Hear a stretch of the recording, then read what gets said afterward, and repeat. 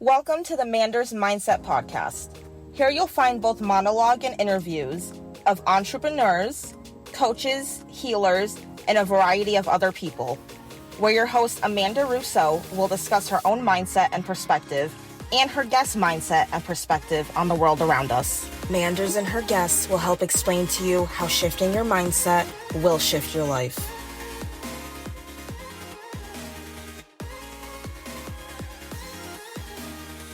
Welcome back to Mander's Mindset. I am your host, Amanda Russo, and I'm thrilled to have you here for part 2 of my conversation with Debbie Griot Chamberlain. If you missed part 1, we explored her powerful story of resilience and the challenges she faced growing up in a group home. In this episode, we dive into the complexities of relationships, including the impact of betrayal and the shame that can come from past hurts. Debbie shares her insights on love and acceptance and how we can navigate our emotions and expectations in our connections with other people. If you haven't listened to part 1 yet, I encourage you to go check that out. But for now, let's go ahead and jump into part 2 and uncover all the wisdom that Debbie has to share with us. You can hope and dream all you want to, but you got to put some actions behind it. No, that's so true. You know, I like how you mentioned like making decisions. You know, my mom doesn't love this conversation that I have with her all the time, but I tell her, you know, the biggest lesson I learned from her is I'm going to be very selective before I just have some man's child. Because I've seen because it affects, you know, whether they're in the kid's life or not, it affects a lot for the child. Like, we might get along, we might, like me and some man, I might like you, I might whatever, but I'm not just having a child with any man. I'm not. And, you know, that's so amazing, you know, Amanda, I applaud you for that because I think that is such an important decision. I mean, I think, and even I did not think about that. Like, I married late. I had my children late, but I married a man who I should have never married. And he showed me all the signs, all the red flags. But it took me years to figure out what it was that I was doing that made me continue to live in that pattern. And they're all patterns. Like, most of the relationships I'd had was because some man told me he couldn't live without me, or I was his dream, and though I didn't pay, you know, oh my gosh, I must be amazing if that's the truth. Oh, trust me, they can live without you, and they will. So, but I don't regret it because I had my 2 children. But trust me, I know it was a bad decision. I knew it was a bad decision at the time when I married him. But I made sure I stayed divorced for 20 years because, first of all, I was never bringing a man into my home where my young children were, period. Because after what I'd lived through, I would be stupid to do such a thing. My responsibility was to those 2 children to keep them safe that I brought into this world. And that was my first priority, and it was my first responsibility.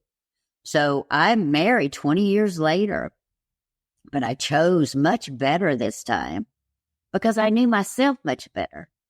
And, you know, and people making bad decisions about who they marry, I mean, gosh, it's a wonder any of us do it well. We usually marry young. We don't know who we are. They don't know who they are. And, you know, and somewhere everybody starts growing differently and thinking differently and changing, and they're not keeping up with each other. They're not growing at the same. They're not on the same page about their values or their beliefs. And so it's a wonder any of them work, right? I mean, I'm thinking 30, 35, nobody should even look at getting married until they know who they are and know what it is they want out of life. And you still won't know there because it still takes a lot of living, a lot of experience, a lot of life to figure out who you are and what you want. But I think as women, we just want and men too, you just want to be loved. And the first time that looks like something that you think it might look like, and, you know, we don't think too much further that we don't think about down the road and what that's going to look like. So make a good choice. That's true. So, you know, there were a lot of red flags with your first husband, but you ignored them. There were red flags, and trust me, there always are, but we just throw those away. Like one of my favorite sayings is Maya Angelou's, when someone shows you who they are, believe them. But we don't. We make excuses for them, right? We make excuses for why we feel that they do the things that they do. We push it aside, we ignore it, and then we pay for it later. But people will always show you who they are. They always will. But we just do not pay attention, or we don't believe them, or we make excuses because we want something other than what we really probably shouldn't even be involved in. So did you ignore the red flags, or did you? Of course I did. Yes, absolutely. I did. I did. Yeah, but you thought in the moment they were red flags? Oh, yeah, I did. We broke up for a little while, and it was because of the red flags. But then when somebody comes back, oh, I love you, can't live without you, I'm very so special. And, you know, and it makes sense to me now, because coming from where I came from, I never felt special, you know? There was a man professing his love for me, and then I was special, and he couldn't live without me. And wow, okay. Well, they can, and they do. But yeah, but I don't think that's normal for most women or men. You know, most will tell you right now in a better relationship that they knew somewhere in their gut. Yeah. And why do so many people stay? Why do you think that? Well, they stay because they're stuck at that point, I guess. But to carry it further when you already know in your gut, because I just think I think it's a universal thing. We just all want to be loved. We all want to be cared for. And we are hanging on to some kind of hope that it will be good and we will be loved well. Or it'll get better. Right? Yeah, or it'll get better. You know, women they make the biggest mistakes of thinking they can change someone, especially a man. Oh, man, you better take him just as he is, because you're not going to change him. And that's what I told my husband. I said, you know, like, he was like, why haven't you ever got married since then? Because I was waiting until I found somebody I didn't want to change, and I could live with whatever baggage they had. And so far, you got least baggage of any of us. No, I married my husband because he was the most amazing man who understood the things that I needed. Like, I'm a boundaries person. He understood boundaries. When he said he was going to do something, he did it. He didn't procrastinate. He didn't not do it. He did it. Like, even now to this day, I have to be very careful about asking him to do something, because it don't matter what he's in the middle of. You'll get up and go do it. I go, what are you doing? Well, I'm going to go do what you... No, you don't, not in me right this minute, you know? But that's the kind of man I married. I married a man who's a man's man, who decided that he was going to treat me like I was the most important person in his life, you know, the person that held the most priority for him. And he makes me feel safe. He's always made me feel safe. He guards my heart. He speaks to me kindly, and he's a man that can be tough with other people. Matter of fact, he just retired, but he was in charge of an insurance company, the claims department, which is where you fight toe-to-toe with bad people. And so when we started dating, and all his guys who worked for him, they were like, thank you for making him so much nicer, because he's known as a tough dude. But I remember when they first saw me, they were like, oh my God, he's going to eat her for lunch. Because he's just, you know, he's just very straightforward. He's very firm. He's no nonsense, and never crossword. Never. He treats me with the sweetness and just the kindness and everything. Sugar this and sugar that, you know. Sugar, what can I do for you? Sugar, what can I make your life better? Sugar, how can I? And that's how he's always treated me. So it makes me feel very safe. And it makes me feel very loved, very honored, and very adored. And what else does a woman want? You know, I can make my own money. I could take care of myself. You know, he takes care of my cars. He washes both of them every week, you know. Make sure not, like, for 20 years I had to do that. I didn't know anything about cars. So I got ripped off all the time. An oil change would cost me $500. And I was like, why is everybody else advertising them for $69 and they're costing me $500? Because I knew nothing about cars, you know. So everything that I needed done that in my world a man could do, I didn't have anyone to do that. And so he comes along, man, we've been together 11 years. I've been married almost 6. I don't have to worry about any of that stuff. I go, you go get my whole filter changed so I don't have to fight with them about giving them $400. So he does it all. And it's just really nice. But I, in return, do amazing things for him, because that's how a relationship is supposed to be. I bring him coffee in bed every single morning because he loves that. And we sit and drink our coffee together and we talk about life. And I bring him breakfast in bed on Saturday and Sundays, and our puppy sits in his lap, and I bring the puppy his breakfast, and they eat together. And, you know, and I do it because I want to, because I want him to know that I cherish him and that I love how he loves me. And I love that he keeps me safe and that he wants to take care of me. And some of my girlfriends go, he's gonna, you're gonna ruin him. No, I'm not gonna ruin him. I'm honoring the things that I feel so grateful for in him. And if people would quit worrying about being even in their relationships, but instead practice outdoing good things for each other, how amazing would that be? And that's what he and I do. We spend our time trying to outdo the good things we do for each other. I mean, can you imagine the difference in what a relationship would be? I really like that. Even outside of like a romantic relationship, even if you think about friendships, you know, outdoing the good things or the good things you say to people you're in close relationships with, you know, instead of comparing or getting even or any of the negatives, you know? Yeah, like what is that saying? Friendship doesn't count favors. I know my good friends, I don't keep up with what we do for each other. We just do things for each other because we care for each other. And we like each other. And we don't keep a record of who owes who what. We fight over who's going to pay for lunch. You know, I got yours because you got mine last time, or, you know, or like, no, today, I do this with one of my best girlfriends. I'm like, yeah, but today's special. And she's like, why is today special for me? Because you're here. Because you're up. Yeah. Yeah. It's just nice. It's just nice to do things for people that you care about.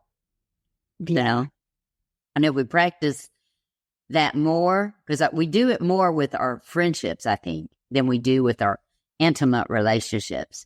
And then we wonder why they go bad.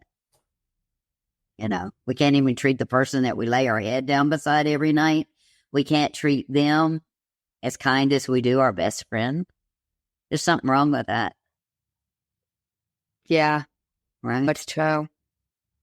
You mentioned something in your book when you were talking about relationships, about how like a basic want of us is somebody that just doesn't judge us, and we can be our full accepted self around. Mm-hmm. Right. Would you say you got that in your second marriage? Oh, absolutely. I can't do no wrong in this man's eyes. And I know I do. But you wouldn't know it from him. And talking about judgment, too, in all the volunteer work I did. And you can't judge people if you're going to help them either, because they know. You know, and yeah. So you, and it doesn't mean you can't be honest. It doesn't mean that you can't be firm. Like when my girlfriends ask me for advice, I usually say this: You want the truth or you want it watered down? Because I can do either. Yeah, I love it. I love it. Yeah, because you can, right? But you learn the friends are the people who you have to water things down just a bit for them, right? And then you know the friends that you can hit right between the eyes, right? And that's because you have built these relationships with them. So you understand, like some have to be really pampered about how you give information to them. Yep. And then some you can just like, stop it, girl. That's just dumb. You know? Yeah. And, and it's like any relationship, you have to do that. But I can remember when I had a friend who was working with women who were in a halfway house. And they took us, it was like Christmas time. And I go in, I've got on my 4-inch heels and my suit, my big purse and my jewelry and everything. And at first they just crossed their arms like this. They're like, oh my gosh, who is this little twit walking? You're all prissy and everything. And, you can see I'm like, oh my God, another little do-gooder. But it took about 90 seconds of talking to them. And I always say, like, pain recognizes pain. Hardship recognizes hardship.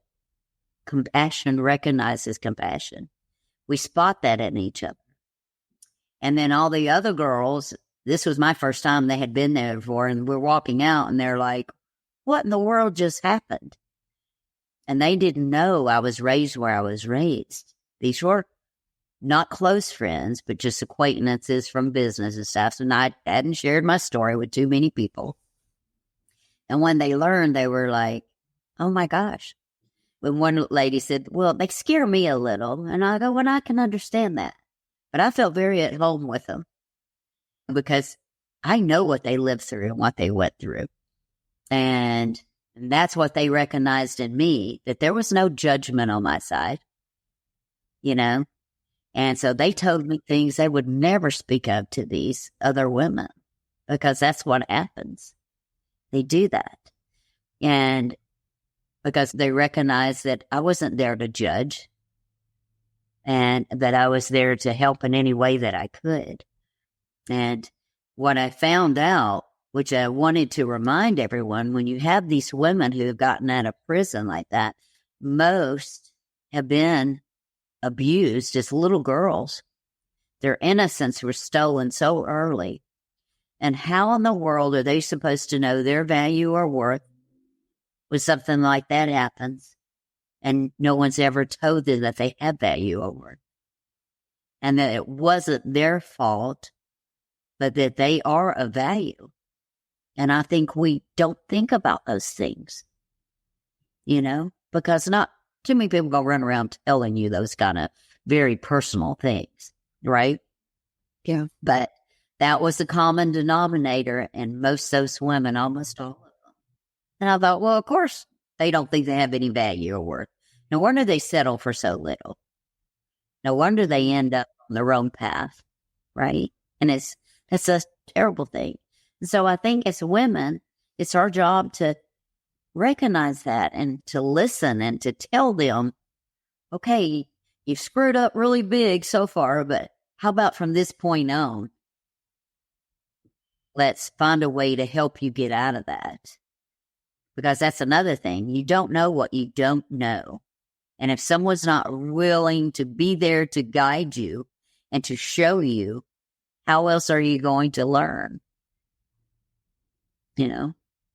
I say that all the time about everything. It doesn't matter what it is. Even like people have asked me, like I've started going to these podcasting conferences and people are like, why do you do this with the podcast? And that's my famous line. Listen here, buddy. You don't know what you don't know. I'm using this because this is what I know. If I didn't know XYZ existed, I'm not going to use it. Like, right. I'm doing what I know. It's a different example, but Right. But you're right. It works in every aspect of your life. And most of our lessons are hard lessons. Most of our lessons are life lessons. Most are experience and maturity lessons. And you don't get to skip all that. You have to live this life to get there to that point. And I think we forget that too. like young kids, and they're like the young teenagers and the young adults, and they're like, oh, they just haven't lived yet. And we were just as dumb as we feel like most of them were. I mean, trust me, nobody can say they weren't. Like, we did some stupid things because we were young and we didn't know any better. You know, we had to learn these life lessons to get there. And it's going to take time, and it's going to take experience. And then you'll finally get there. But hopefully you still learn things every day. And I love to learn. I love to read. I just read everything. You know, it's like my husband says, you're the smartest woman I know. Well, I only know a little bit about a lot of stuff. Now, in terms of judgment, would you say you felt judgment in your first marriage? No, not really. I didn't. He was just really unavailable emotionally, mentally, and physically, in every way.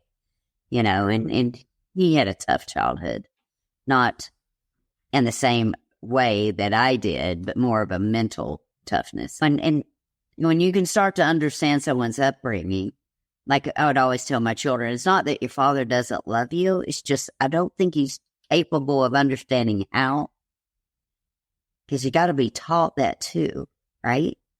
You just do. You have to be taught how to love somebody if you didn't have a really good example of it.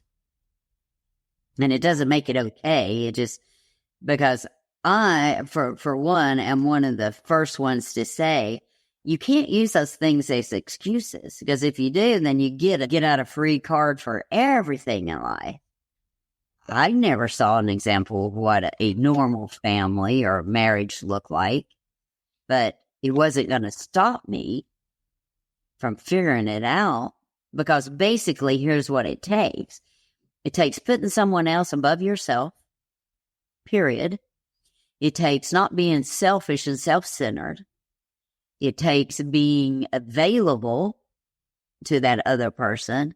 And it takes going out of your way to do the things that you might not want to do, and to compromise where you might not want to compromise, to make a relationship work and to make it work well.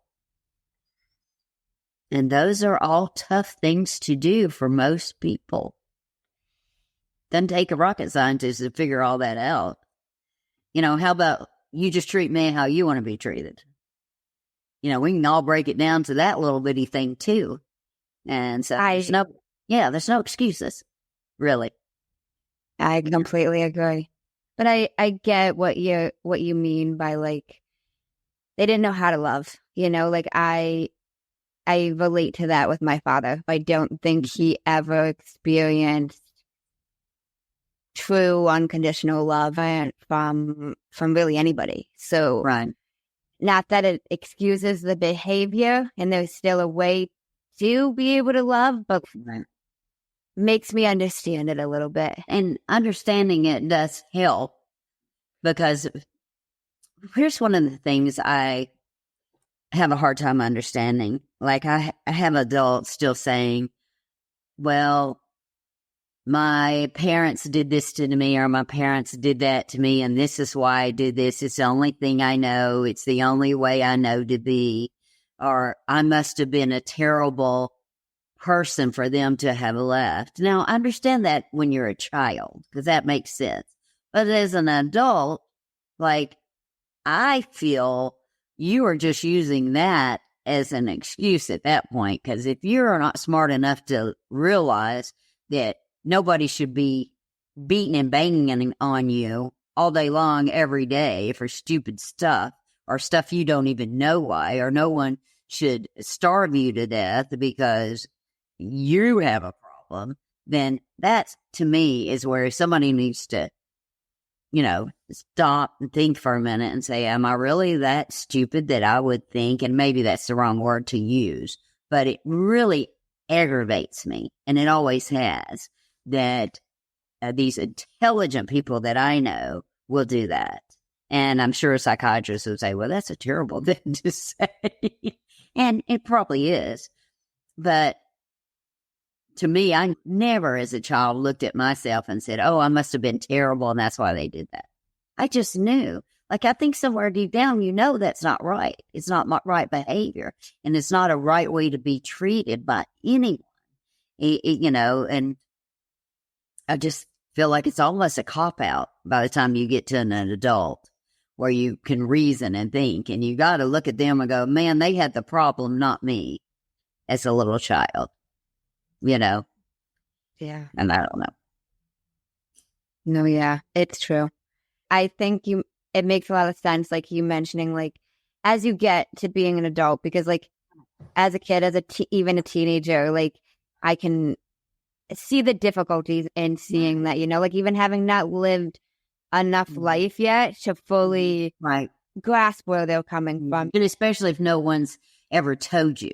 Like, no one's ever said it wasn't your fault. You had nothing to do with this. It wasn't you. Because I do see that in a child and especially very young children and even teenagers, like, because it seems hopeless. But at some point, you've got to, as an adult, take responsibility and not take all that on your shoulders and say, like, look, it was them.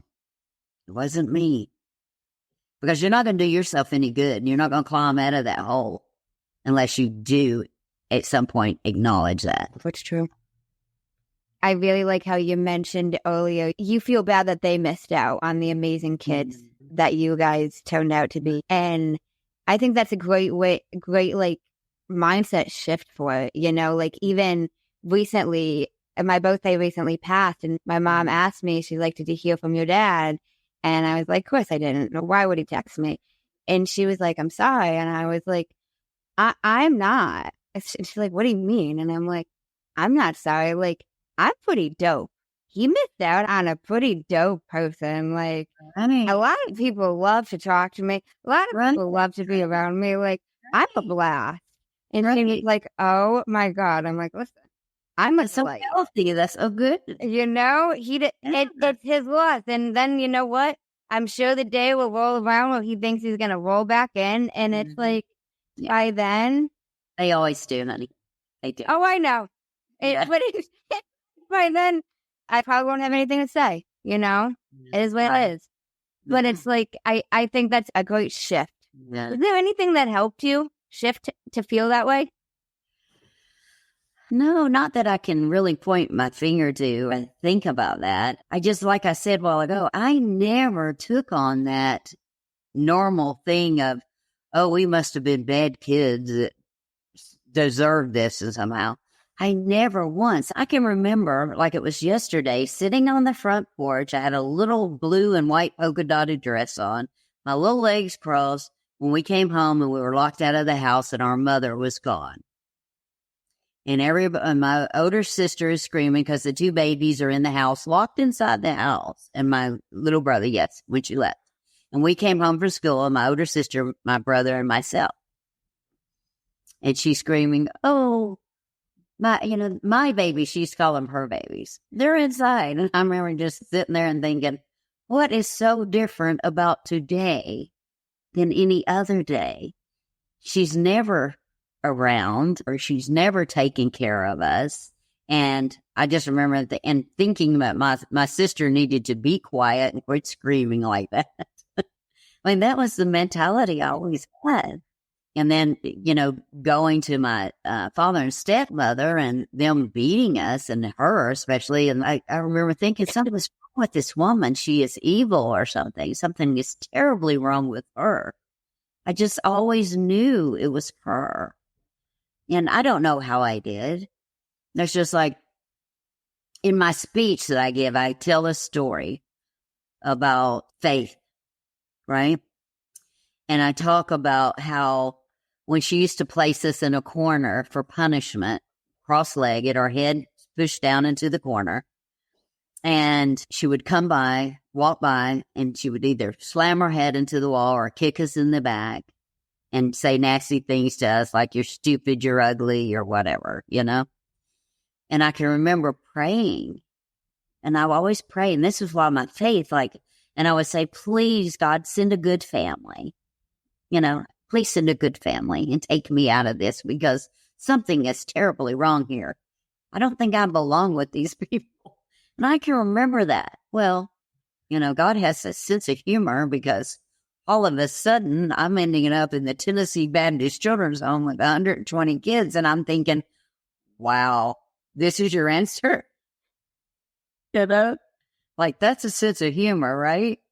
But it was a good place for me, and it taught me great lessons, and it taught me a lot of things that made me successful in life.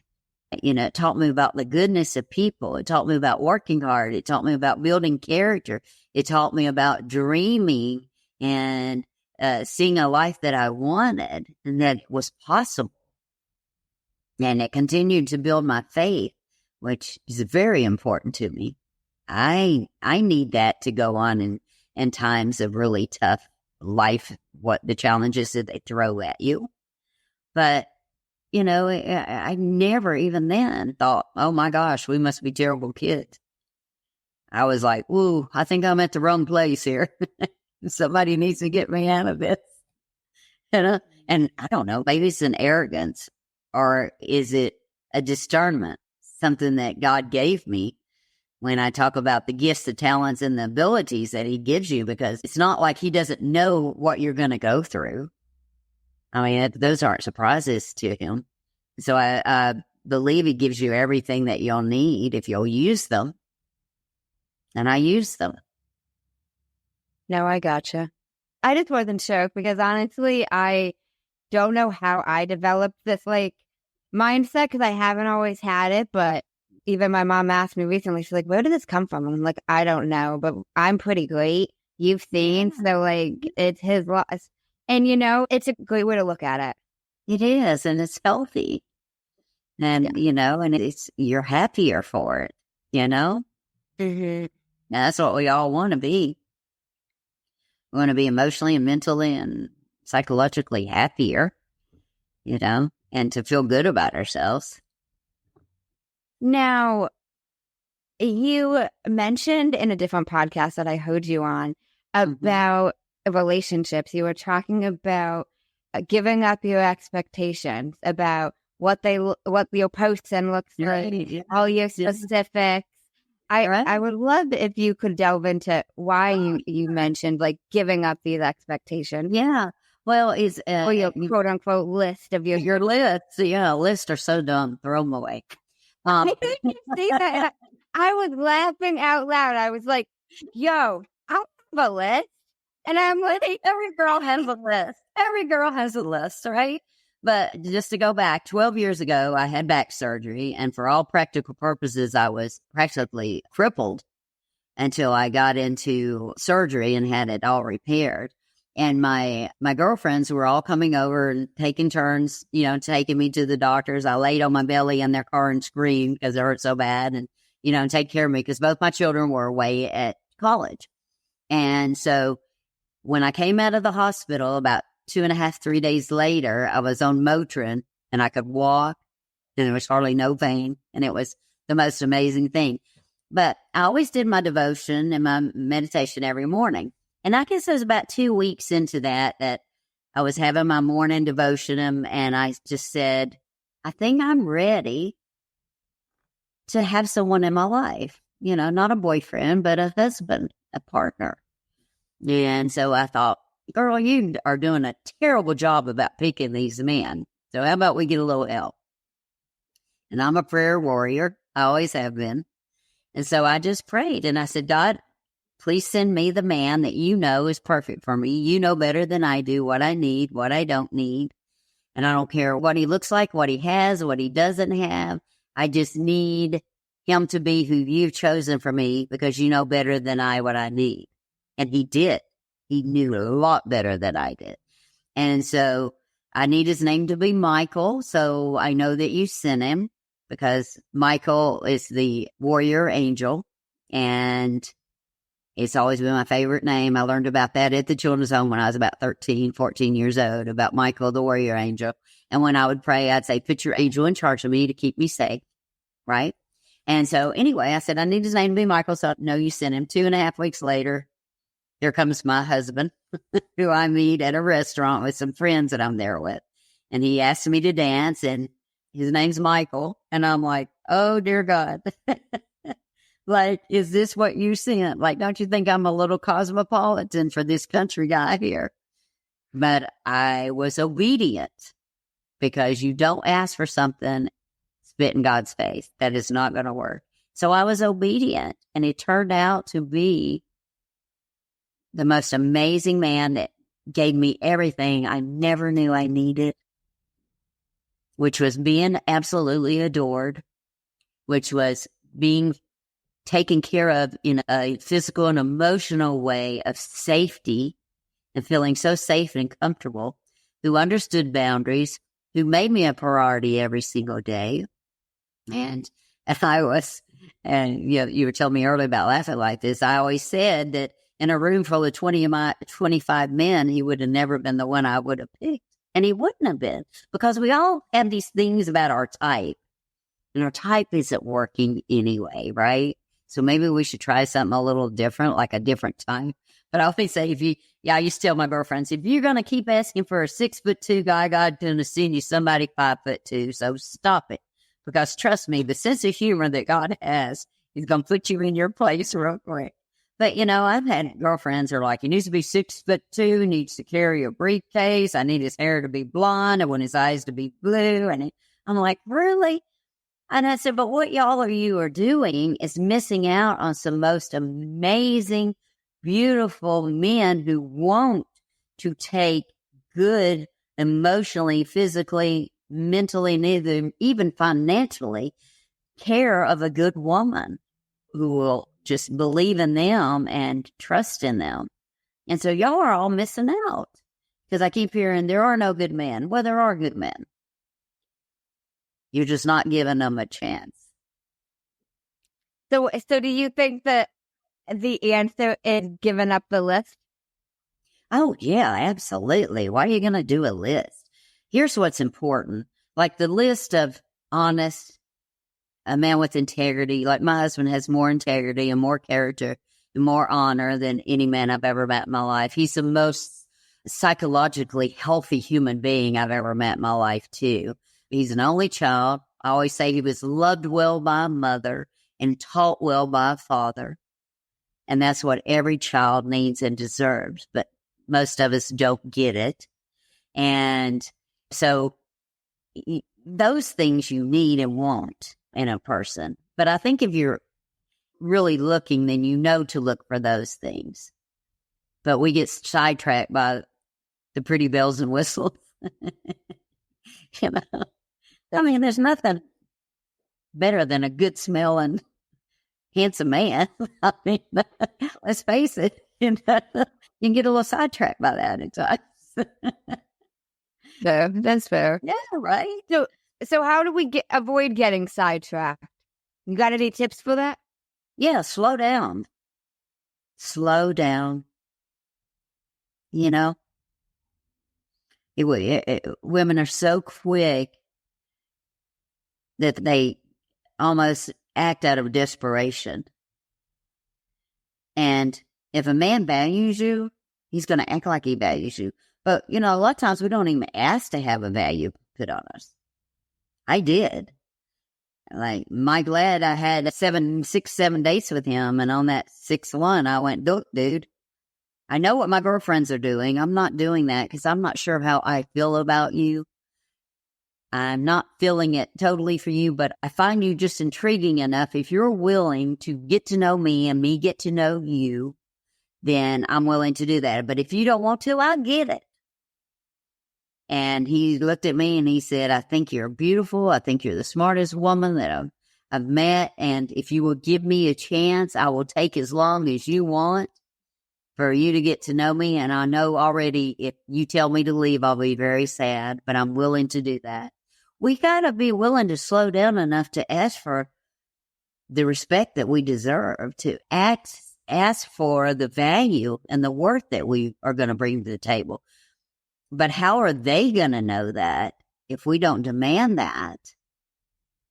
If you act like you have no value or worth, they're not going to act like you have any value or worth. And that's men or women on both sides, period. You've got to decide how you're going to be treated up front and before you get to that point. And if you're just looking for a good time, then continue, continue on your way. So, I mean, that's none of my business. I'm not going to say anything about that.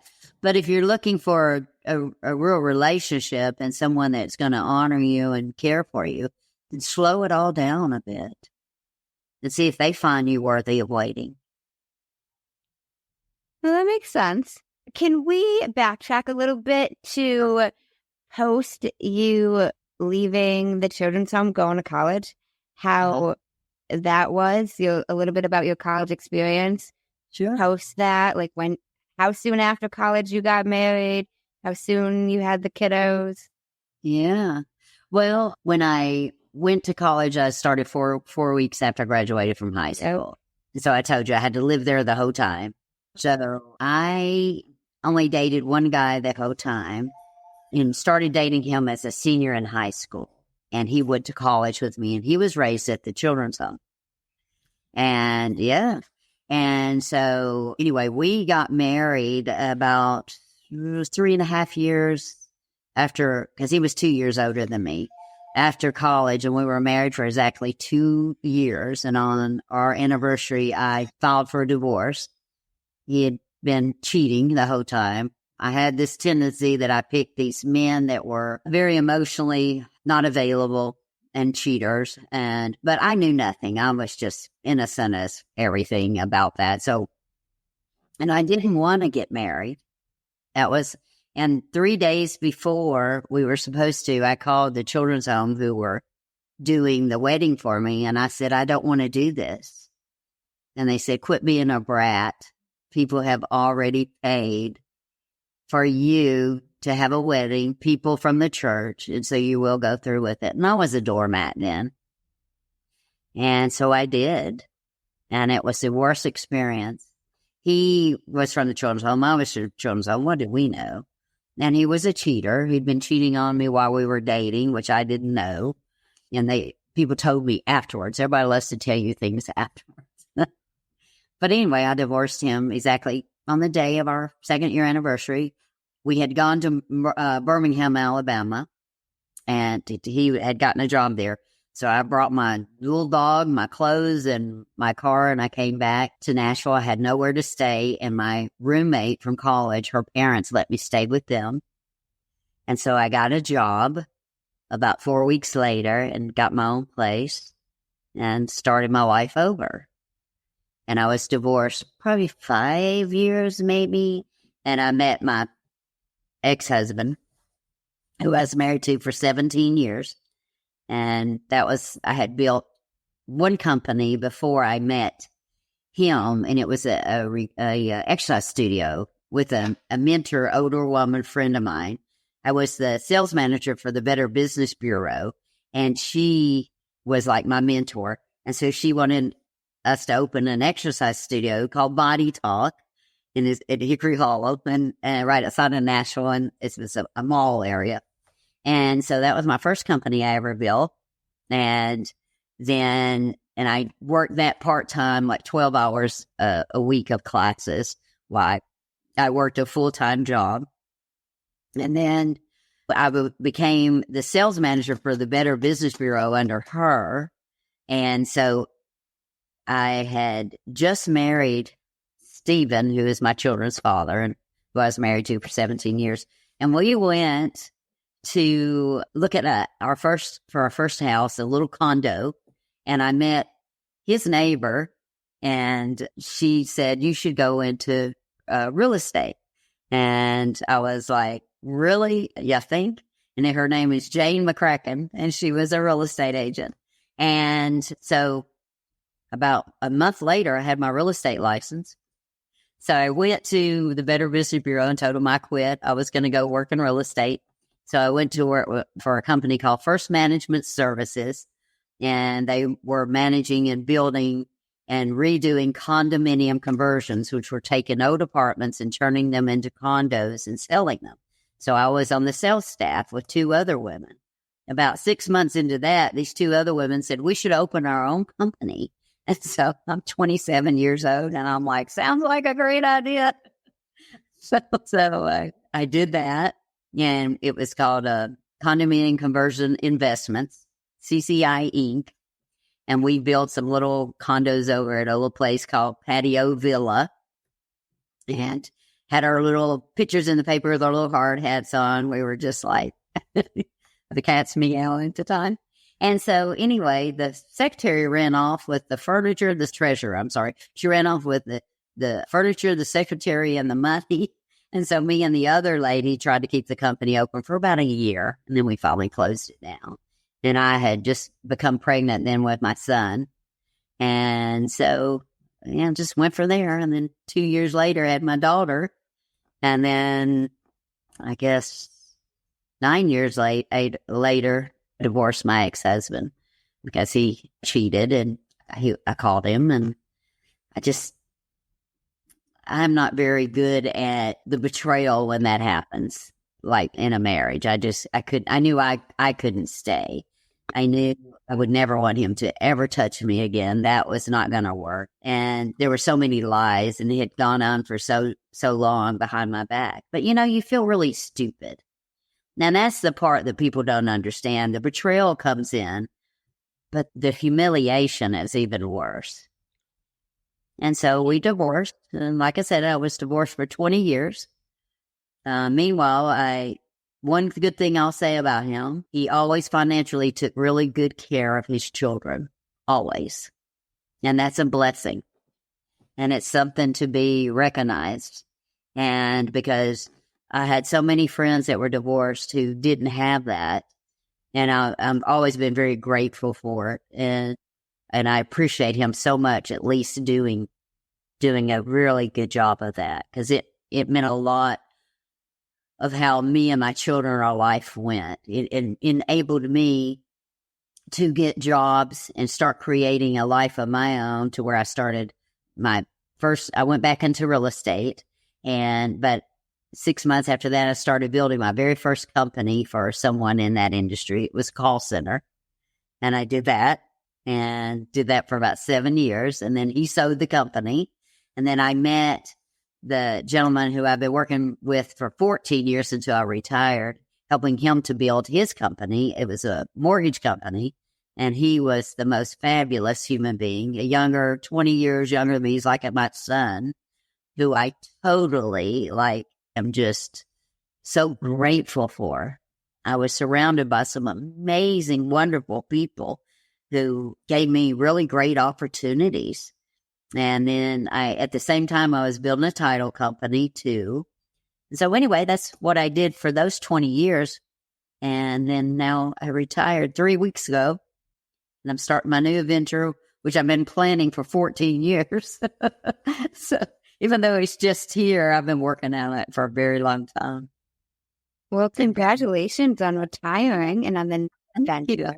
It's amazing. I knew I'd always get to my God purpose work. It's good. But you know what, Amanda? I needed all these experiences. I did. I needed them, every one of them. I needed them to be able to understand my own convictions, my own beliefs, to understand the compassion, to understand how hard it really is to do the things that you have to do to be successful in life. And, I needed all those experiences, and I needed all that time. I'd always have friends that would say, hurry up. But I'm a very patient human being, and I knew when the time would be right. And there's no doubt in my mind that now the time is right. And this is the time for it. I like how you mentioned, because I don't think this is talked about enough, about the humiliation part of the betrayal. Now, I've never been married, so I don't have that experience, but I'm pretty young, but my longest relationship was 5 years, and he cheated on me. We broke up at one point, got back together, cheated on me again, same woman multiple times, and I had a lot of shame around that. I had a lot of humiliation around that. When I don't think a lot of people talk about that factor of infidelity. Yeah. It's a devastating thing. It really is. Because on one hand, like, I've always known I was a smart woman, but how come I didn't know? And I didn't. And I always hear people say, oh, they knew. Right? And it's so humiliating. And you're just like, how could I be so stupid? And then I remember that was such a terrible time. And I probably was awake for about 4 days, hadn't ate, was awake. And I was thinking of killing myself and my 2 children.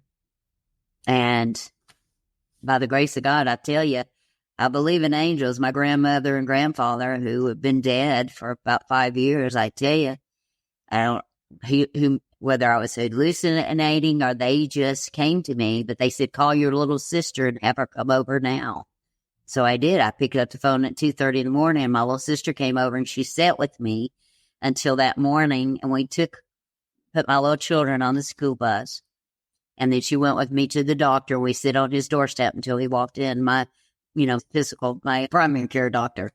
And I remember saying that, I'm so humiliated, I'm so stupid. And he said, no, people who are kind like you, their mind does not go where his mind did. You can't comprehend. Could you have cheated on him? No, it's just not in me. I couldn't have. And he said, never be humiliated by something that you could not even conceive or think of to do. It's that same saying, people that think they're being cheated all the time are usually the one who are cheating. Yeah, people who think that other people are trying to, take something of theirs, whatever, because they're trying to take something of someone else's. Someone who assumes someone lies all the time is because they probably lie all the time. Because we assume people are like us, right? I mean, consciously or subconsciously, we know they're not, right? Not everybody's like us, but there's some point in your brain to where you think, especially someone who you're living under the same roof with, that they think like you, they act like you, they feel like you, they react like you. And it's not necessarily the truth. And that's a hard lesson to learn. Yeah. That's true. That makes so much sense when you said it's humiliating to you because it's not in your mind that, like, you can't fathom that. Even outside of the infidelity, like, me thinking in terms of even my father, like, I can't fathom people doing the things they do that some people do to kids. That's why I can't fully understand it, because in my mind, it's not something I'd ever do. Right. That's a gentleman that was on his podcast the other day, and he got stuck on that idea for a moment. And he was like, I can't comprehend. I have a 10-year-old daughter. I can't comprehend how somebody could run off and leave their children, And he goes, it just is something I can't wrap my head around. And again, I can't either. Not with my 2 children. I mean, I laid down my life for either one of them, and that new little baby, grandbaby, in a heartbeat. I wouldn't think twice about that. I know I wouldn't. And so it is hard to comprehend those things. I like how you mentioned, though, never being humiliated by what you wouldn't do to somebody else. Right. Because it's them. When you can't make somebody be who they aren't. Well, it's a character flaw. I don't care how you look at it. It's a character flaw. It just is. Because there really is no reason for that. You can always be honest and say, like, I don't like the situation. I'd like out of it. And that's the really mature and honest way to do something for anyone, man or woman. And I don't think that it's an honorable thing to do to someone. It changes their lives. And it has ruined a lot of people's lives. It didn't ruin mine, but I wasn't going to let it. Now, I got news for you. There were a couple of months there I was pretty sure it might.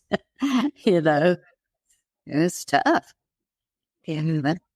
So you went to the doctor with your sister, and did he helped you from there? Yeah, he was just so great. He just gave me these really wonderful talks and stuff. And, it's really hard because that was such a an incredible conversation to have with somebody who's just your doctor. But he was so kind and so loving. And he put me on a good old antidepressant to get you through the time. Yeah, so that was helpful as well. And so I'm always like, there are times in your life when you might need that. And he certainly helped me. I had to cut off that movie that was in, that tape that's playing constantly in my brain. And I don't know if you remember the part in the book about the stop sign. I do. Yeah, that's where I learned about the stop sign. From your doctor. Well, no, it wasn't. I took my children to a child psychiatrist, and I sat down with a counselor. That's the first time in my life I've ever done that, and she was amazing. And she's the one that introduced me to the Maya Angelou quote that says, when someone shows you who they are, believe them. And I put that on my refrigerator, and I'll listen to that, trust me. But she's also one that said, you are one of the strongest women I probably have ever met in my life. You are so capable. You have just hit a rock bottom of being so betrayed because that's not in your makeup. And she goes, so here's what I'm going to ask you to do. I will need you to start seeing a stop sign in your mind. And every time you start going down the memories of, I'm dumb, I'm stupid, I must have been a terrible wife, all those things. He goes, I want you to see a stop sign. And I want you to just say in your mind as loud as you can, stop. And I might have had to do that 1,000 times a day at first, but it eventually did work, and it does work. And even now, when I start kind of getting sidetracked about something negative, I just see the stop sign and I say stop, and it works efficiently. But yeah, she was the one who taught me that. That's better antidepressants, One of the other. Well, that's really, I'm a very big, visual person. So, I love that, and you mentioned, I believe it was around there, about, changing your internal dialogue. And what you didn't like, you'd work to change. You weren't educated, so then you went back to school. Right. Yeah. Because you do. It's a battle in our minds that'll kill us every time or just really wreck our lives. It really is. And that's why we got to train our minds to be so strong. And, I believe that training any part of your personality or your mind is the same as training your body, where you go and you do leg lifts, or you go and you do arm curls, or you go and you get on the treadmill. If you do that enough, your body changes, your muscles change. Well, your mind can too, but you just have to practice it, and you have to make yourself stop. I set up all these little things in my mind for how I want and will do. For example, I started working out again after having some surgery. And so I'm doing a 50-day, 50-count challenge. And so, I don't really want to do it, but I made a promise to myself. And I'm very big on keeping promises I make to myself. And that's where I talk, Amanda, about the personal integrity. Nobody else knows if I did it or not. Only I know. Well, guess what? It's so important to me, those promises that I made, that I'm going to keep them, because it says to me everything about my own personal integrity, whether I have it or not. And I always say, if you'll take care of your own personal integrity, you will not have to defend yourself to anyone else out there in society, because people will know what kind of human being you are, and they will protect you themselves. And that has been proven to me over and over again. Just take care of your own personal integrity. All the rest will take care of itself.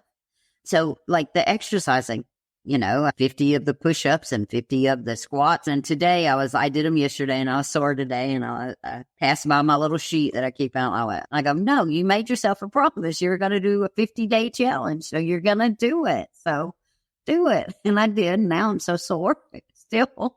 But I used to teach aerobics, so I know about the soreness when it first starts. But anyway, those are the things. The mind, the battle in the mind is the toughest to conquer, but you have got to. You have no other choice if you want to change your patterns, your choices, the decisions, the bad ones that you've made. you've got to, first of all, be honest with yourself and recognize those. Like, be honest, like the good, the bad, and the ugly about yourself. Like, you can hide from everybody else. You can hide from the world, but you cannot hide from yourself. It's eventually going to bite you in the bottom.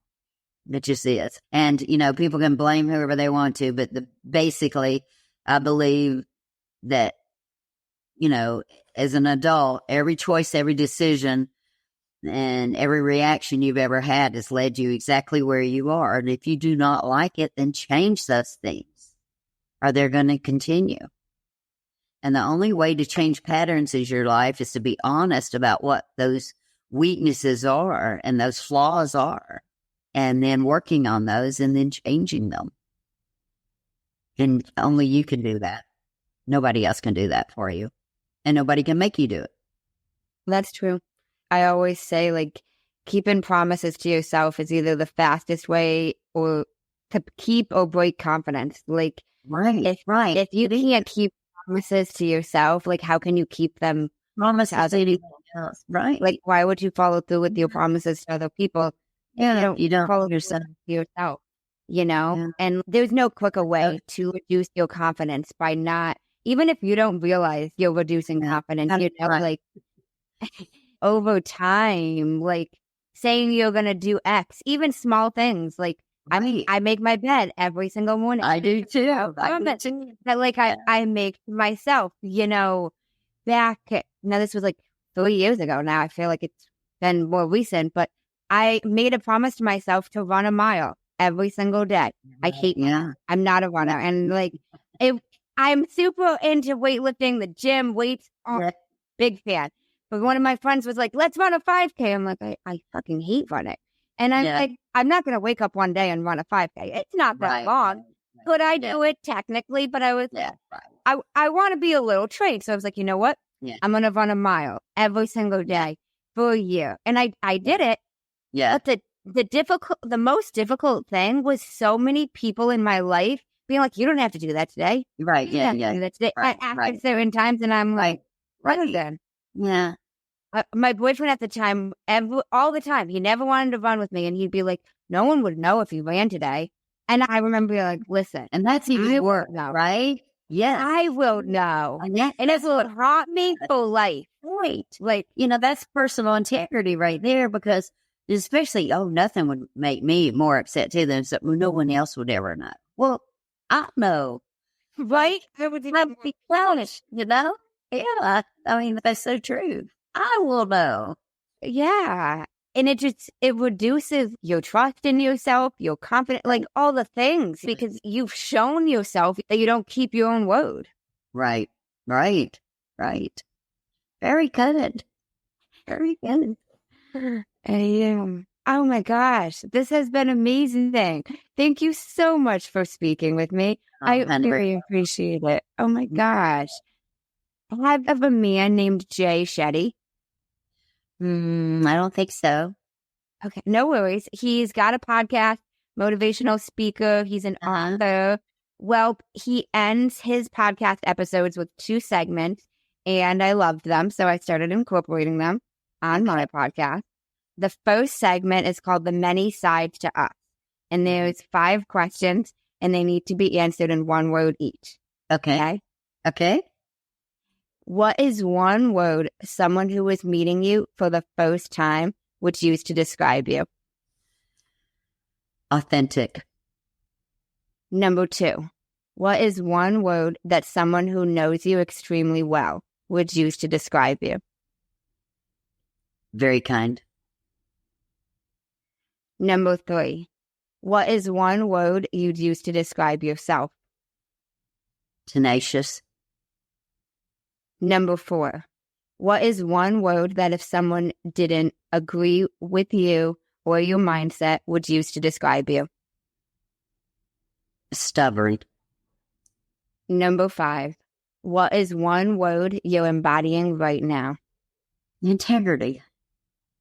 The second segment is the final 5, and these can be answered in up to a sentence. Number 1, what is the best advice you've heard or received?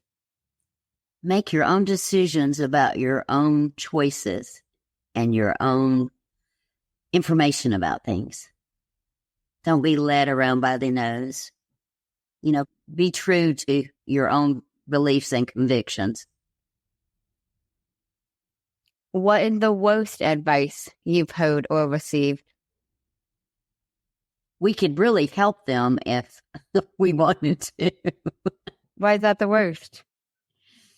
Because most people don't want to be helped. And most people don't recognize that. Why do you say most people don't want to be helped?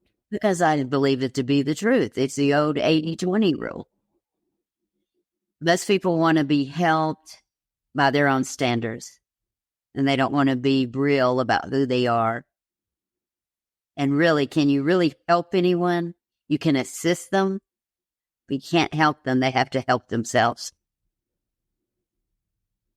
That's true. Okay. Number 3. What is something that you used to value that you no longer value? Purses. Designer purses. I got a few you could have. Number 4. If you could describe what you would want your legacy to be as if someone were reading it, what would you want it to say? This is something I heard and it has stuck with me. I wish I knew who said it. I would to live a life that's so great that my grandchildren's grandchildren know who I am. It's beautiful. What if you could create one law in the world that everyone had to follow, what would it be? And I want to know why. Treat your neighbor as you would yourself. And I think it's self-explanatory. Like if we all did that, all the world's problems would be solved almost immediately. That's true. I agree. Now, I've got one final question for you. This is not from Jay Shetty. This is a me question. But if you, no, you don't have to speak for 5 minutes. People always ask me this. But if you happen to have the attention of the whole world for 5 minutes, what would you say? Well, I think I would narrow it down to really the ending of my speech that I give, which is practice faith and hope. Practice it like you're a what-if person and a little innocent child. Know who you are and what you stand for. Because if you don't know who you are, no one else will ever know who you are. And you can never create the life that you want until you do know who you are. And be determined. And when you fall down, get back up over and over again. Because every time you get back up, you'll become stronger. And you'll become more capable of believing in yourself. And so will others. And then set some goals in life and some dreams. Because it's your journey and you're going to have to navigate it. So plan on doing that. Make a plan about it. And then live with forgiveness and acceptance. Forgiveness is bitter and it's ugly. And forgiveness is for your healing. And accept where you came from. Some people will appreciate it, some won't. Doesn't matter. Because you can define and you should define who you are by your own worth and your own value. And that journey might look really ugly for other people. But once you accept that and that you triumphed over it, then you should be very proud of yourself. Okay, well, thank you so much. I really appreciate you speaking with me. I love this. You're so welcome, doll. Anytime. Thank you so much. Appreciate you having me, honey. Oh my gosh, of course. And thank you guys for tuning in to another episode. Thank you so much for tuning in to part 2 of my episode with Debbie. If you want to talk to Debbie further or get her book, you can get all of that information in the show notes directly. And I really hope these 2 episodes helped reshape and reframe your mindset around forgiveness. Because every one of us have been through something that we need to forgive someone else for doing to us. Whether it's a past romantic partner, a family member, a friend, a colleague, we have all experienced something that we need to forgive someone else for. And the thing is, forgiveness is not about them. It's about us. And one of the biggest things Debbie said that really resonated with me in terms of forgiveness is you should never feel bad or shame about something that somebody else did that you would never do. Whether it's a way a family member treated you. If you would never treat a family member that way, you shouldn't feel bad. If you've been cheated on, a lot of us have, you should not feel shame for the fact that your partner cheated on you. It's a character flaw in them, not you. And I think a lot of us get that confused. We think there's something wrong with us because somebody did this. But that's not the case.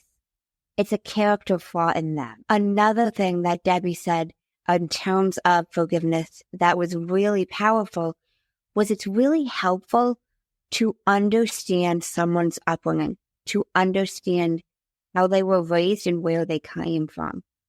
That does not excuse their behavior, but it will give you some insight and help you understand more about them. It doesn't make it okay. If you remember my episode with Ada, in episode 61, Ada talked about this term, okayness, where it's not okay, it's not good, it's not bad, okayness.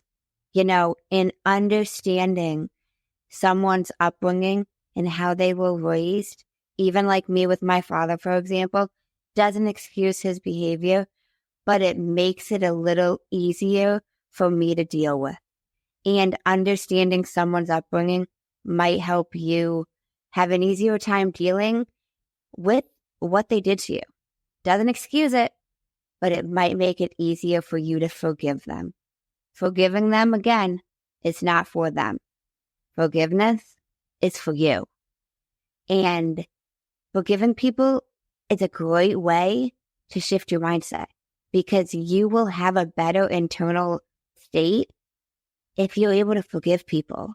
Once you let go of that resentment that you are harboring and holding on to. As Debbie mentioned, bitterness looks ugly. Doesn't look good. It'll give you more wrinkles quicker. Nobody wants that. So I hope this helps you. I hope this helps you reframe how you look at forgiveness. And stay tuned for next week as we continue the conversation on forgiveness. And thank you guys so much for tuning in to another episode of Mander's Mindset. I really appreciate it. In case no one told you today, I'm proud of you. I'm rooting for you. And you got this. As always, if you enjoyed the show, I would really appreciate it if you would leave me a 5-star rating, leave a review, and share it with anyone you think would benefit from this.